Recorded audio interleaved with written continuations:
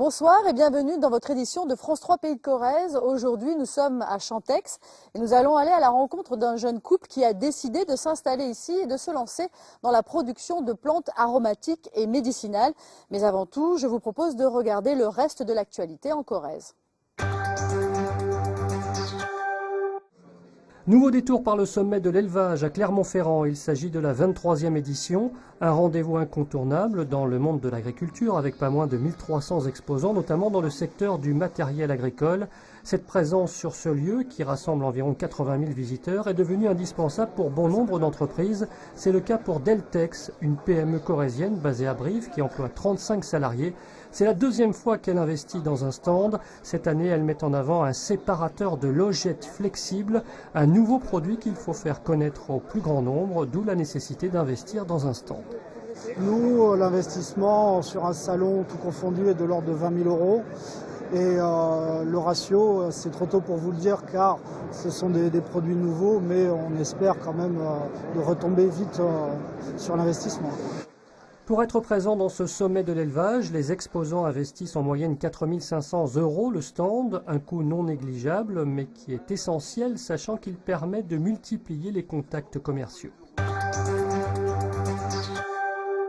L'économie, il en est question également aux 16e rencontres d'affaires de Mécanique Vallée, un rendez-vous à Decazeville en Aveyron, en présence notamment d'entreprises corréziennes. Il s'agit de favoriser des rencontres professionnelles entre les industriels de l'automobile, de l'aéronautique ou encore des transports et de la mécanique générale. La récolte des noix bat son plein. Ici, dans cette exploitation, c'est une histoire familiale. Le père et le fils se partagent les tâches. Guy s'occupe du vibreur et une fois que les noix sont tombées, c'est David qui prend le relais avec son ramasseur. Tout est mécanisé dans cette période de récolte intense. On vit avec la météo, bien sûr, donc c'est la météo qui guide la maturité des fruits. On attend que les noix s'ouvrent au maximum pour ensuite les faire tomber. Première étape, vibrage, et puis après toutes les machines, ramassage, et puis toute la station de lavage. Mais cette année, la météo a joué des tours. Les intempéries ont fait quelques dégâts. Il a alors fallu replanter. Les pluies auront donc des conséquences sur la quantité, mais pas la qualité. On a eu beaucoup d'eau cet été qui a fait gonfler le fruit. Et on peut le voir, on a des noix qui sont très bien remplies. On a vraiment un fruit de qualité cette année. Donc là, on voit la maturité. Les noix sont en train de s'ouvrir.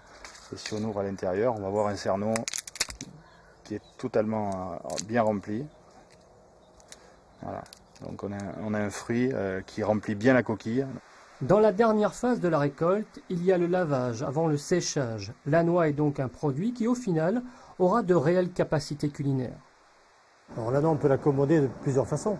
On peut faire un magret en croûte de noix, par exemple. On peut faire le cerneau, par exemple, le cerneau entier, on le met sur les chocolats. Le cerneau qui est un petit peu abîmé, on appelle ça un invalide.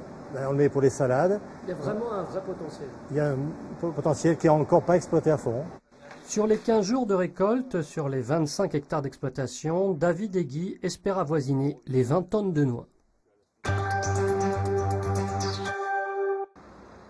C'est info pratique. Bonne nouvelle pour les usagers des bus Libéo dans le quartier Chapelly à Brive. La circulation a repris ce matin.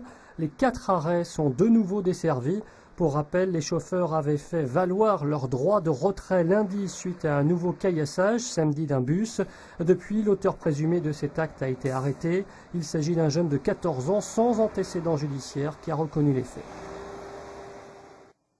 Nous sommes de retour à Chantex. Ici, la commune a voulu aider un jeune couple de producteurs à s'installer pour maintenir la vie rurale. On les retrouve tout de suite dans leur jardin. Audrey et Julien sont arrivés de Montpellier il y a 2 ans. Leur objectif, devenir des producteurs de plantes aromatiques et médicinales. Ce matin, c'est la dernière récolte de camomille romaine. C'est des plantes qu'on met au printemps et qui vont fleurir tout l'été. Et dont on va ramasser les fleurs à la fois pour la tisane et à la fois pour la distillation.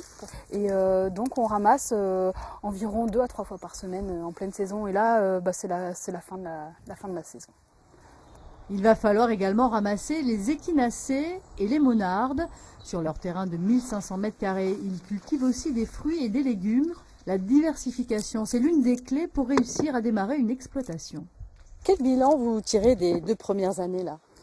Et ben, la première année, c'était l'année d'installation, donc tout à mettre en place, que ce soit les cultures, trouver les sites de cueillette.